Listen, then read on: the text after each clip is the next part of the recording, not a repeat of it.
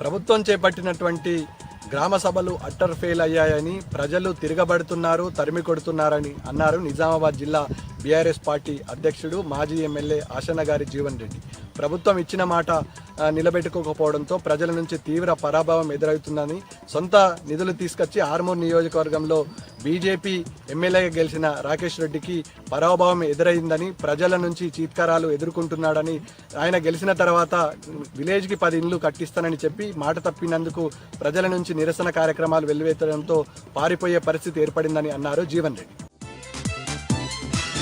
Nizamabad rural నియోజకవర్గంలోని గ్రామ సభలలో పెద్ద ఎత్తున నిరసన కార్యక్రమాలు చేపట్టారు ప్రజలు. అర్హులైన లబ్ధిదారులకు కాకుండా కేవలం కాంగ్రెస్ కార్యకర్తలకే లిస్టులో పేర్లు రావడంతో ఆందోళన వ్యక్తం చేశారు మహిళలు. ప్రభుత్వం ఇస్తున్నటువంటి 6 గ్యారెంటీలపైన, అదేవిధంగా రేషన్ కార్డు, ఇతరత్ర సౌకర్యాలపైన పెద్ద ఎత్తున నిలదీశారు రైతులు.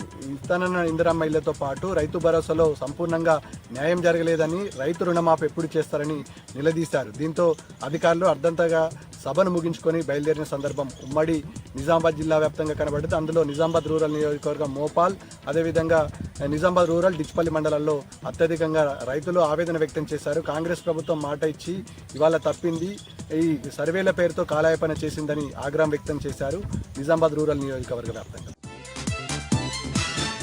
ప్రభుత్వం ఏర్పాటు చేసినటువంటి గ్రామ సభల్లో కామారెడ్డి జిల్లా వ్యాప్తంగా నిరసన కార్యక్రమాలు ఓరెత్తాయి. పెద్ద ఎత్తున ప్రజలు ప్రభుత్వానికి వ్యతిరేకంగా నినాదాలు చేశారు. ప్రభుత్వం ఏర్పడిన తర్వాత హామీలను ఇస్తామని చెప్పి 6 గ్యారంటీల పైన మోసం చేశారని కామారెడ్డి జిల్లా వ్యాప్తంగా నిరసనలకు దిగారు లబ్ధిదారులు. అసలైన లబ్ధిదారులను కాదని కాంగ్రెస్ కార్యకర్తలకు అనుకూలంగా ఉన్నటువంటి వ్యక్తులకు బెనిఫిషియర్ లిస్టులో పేర్లు రావడంతో ఆగ్రహం వ్యక్తం చేశారు. సదాశివనగర్, లింగంపేట్, బాన్స్వాడ, నర్సులాబాద్, బీర్కూర్ మండలంలో పెద్ద ఎత్తున నిరసన కార్యక్రమాలు దిగారు. కొన్ని చోట్ల ఆ రైతులు ఏదైతే ఆఫీసర్స్ ఉన్నారో వారిపై ఆగ్రహం వ్యక్తం చేశారు.